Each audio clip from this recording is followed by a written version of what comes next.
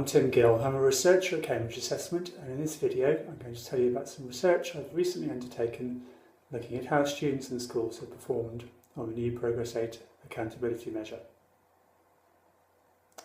Progress 8 is now the main measure by which schools will be judged. It replaced the previous measure of the percentage of students achieving 5 or more GCSEs at grades A star to C in 2016. It was meant to be an improvement on the old measure because it covers a wider range of subjects, and as a value-added measure it takes account of the school's intake in terms of prior attainment. The calculation of Progress 8 is based on students' performance in their best 8 subjects at Key Stage 4. This figure here shows what's included.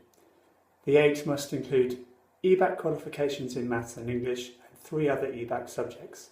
The remaining 3 slots can be filled with other EBAC subjects or by other qualifications from a DFE approved list, which include non-EBAC GCSEs as well as vocational or vocationally related qualifications. So this includes BTECs and Cambridge Nationals. Maths and English are double weighted in the calculations to reflect their importance. In order to calculate Progress 8, we first need to calculate Attainment 8, which is the total points score from the eligible qualifications divided by 10. And this calculation is always divisible by 10, even if a student doesn't fill all of their slots, so it pays to fill as many as possible. Progress 8 is then a student's Attainment 8 score minus their expected Attainment 8 score. Expected Attainment 8 is the average score for students with the same level of prior attainment at the end of Key Stage 2, meaning that a positive Progress 8 is an indication of doing better than average amongst students with the same prior attainment. A Progress 8 score of +1 therefore means that a student made an average of 1 grade more progress across all 8 subjects. At the school level, the Progress 8 score is just the mean of the Progress 8 score for all of the students in the school. There's been some research already into Progress 8 scores at student and school level. This has mainly been quite basic descriptive analyses, highlighting that whilst it is an improvement on the previous measure, there are still a number of issues with it.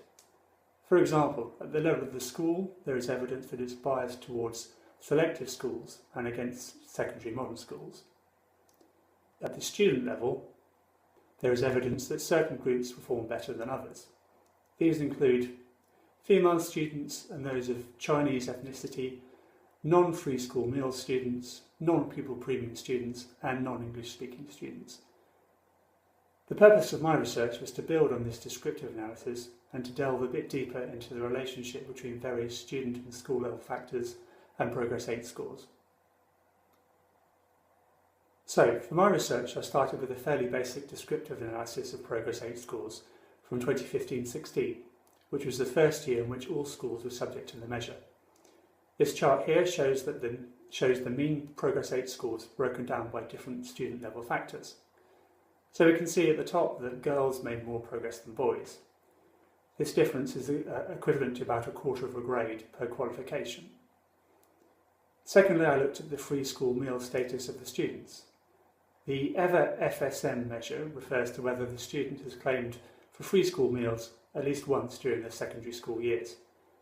FSM students made less progress than non-FSM students, getting close to about half a grade less per subject. And in terms of special needs, there are 3 different categories of special needs, all of whom made less progress than other students. Students with English as an additional language made more progress than English speakers by about half a grade. And finally, in terms of student level factors, we have ethnicity, which shows that Asian, Black and particularly Chinese students made more progress than white students. This next chart shows the student level means by school factors. This shows that students in selective academies and grammar schools made more progress than those in comprehensive academies. Students in girls-only schools made more progress than those in boys-only schools or those in mixed schools. And in terms of the geographical region where the school was, students in schools in London had the highest Progress 8 scores. The lowest scores were by students in schools in the East Midlands, the North East and the North West. Next I looked at Progress 8 scores at the school level by various school factors. The means for the school level factors already considered in the student level analysis, that is school type, school gender and region, are not shown here because they were all very similar to the student level means. The other school level factors were all continuous variables, which were analysed using correlations and scatter plots. So the first plot here shows school mean prior attainment by school progress 8 score, with a line of best fit. So this suggests that schools with higher attaining intakes tend to have higher progress 8 scores. The figure in the top right plots the percentage of free school meal students in the school against progress 8 score. This shows a negative relationship with higher percentage of FSM associated with lower progress 8 scores, although the correlation was not that high, being minus 0.28. In the bottom left we have the percentage of students with special needs in the school against their progress 8 score. Again, this was a negative relationship with a correlation of minus 0.21. Finally, the bottom right chart reveals a positive relationship between the percentage of EAL students and progress 8 scores. However, once again the correlation was not particularly high. A more in-depth analysis of student progress 8 scores was undertaken using a multi-level regression model, predicting progress 8 scores based on all of the student and school level factors already described. So this chart shows the main results, starting with the student level factors. The dots here represent the size of the regression coefficient for each factor. I've also included error bars to show the confidence intervals. However, because we had so much data, over 500,000 students, the standard errors were all tiny, so they're actually very difficult to see. However, all of the factors were statistically significant. Most of the effects just confirm the patterns we found in the descriptive analysis. So that is, girls making more progress than boys, free school meal students and those with special needs making less progress than those without, all other ethnic groups making more progress than white students, and those with English as an additional language making more progress than English speakers. However, one surprising finding was a significant effect of prior attainment, since this is already accounted for in the calculation of progress 8. The size of the effect, minus 0.23, suggests that an increase of 1 key stage 2 level was associated with a fall in progress 8 of between 1/5 and 1/4 of a grade. This is probably because of the presence of two different prior attainment effects, which cancel each other out overall. A between-school effect, where schools with higher performing intakes tended to display higher progress 8 scores, and a within-school effect, where within any given individual school, candidates with the highest prior attainment were likely to get the lowest progress 8 scores.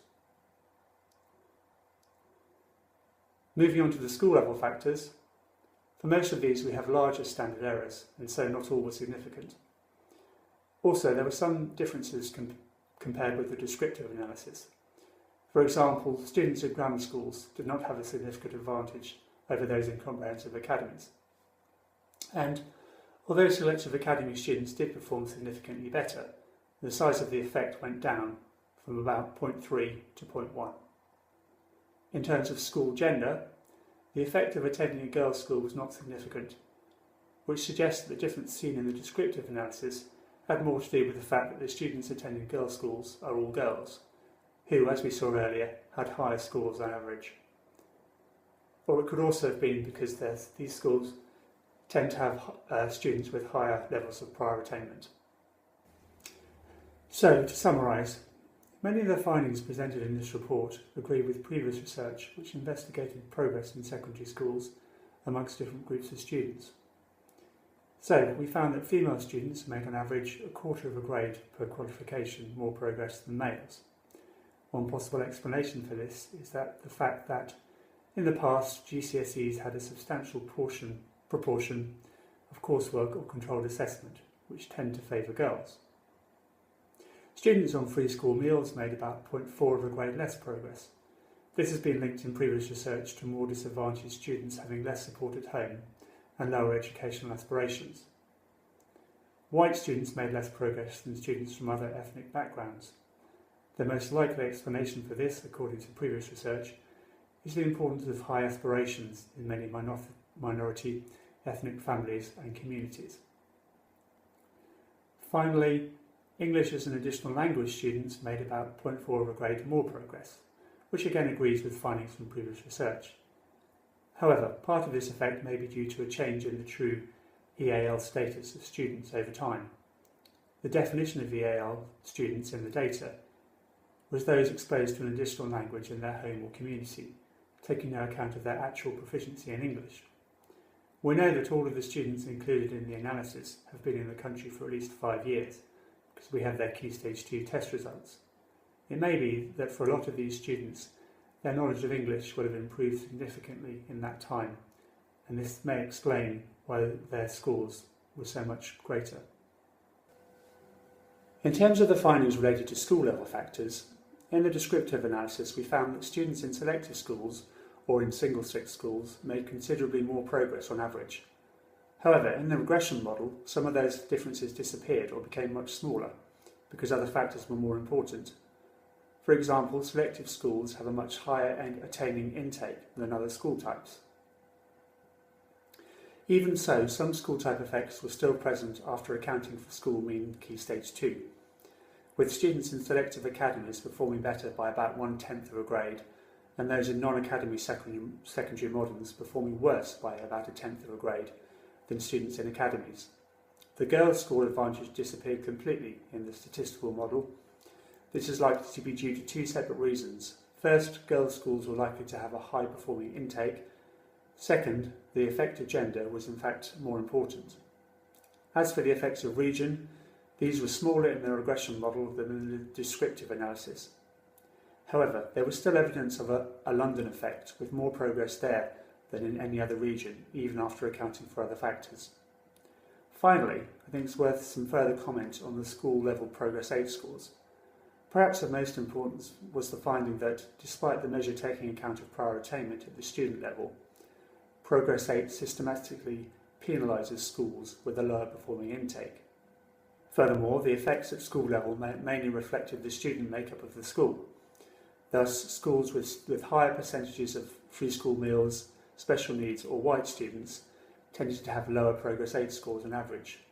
These results suggest that some schools are penalised for factors which are beyond their control, and therefore it is questionable that Progress 8 should be used as a measure for comparing schools, or for bringing them to the attention of Ofsted. A conference paper giving more detail about this research, including a discussion of some interesting interaction effects in the regression model, is available on our website, where you can also find details of other research we've undertaken. Go to cambridgeassessment.org.uk/our research.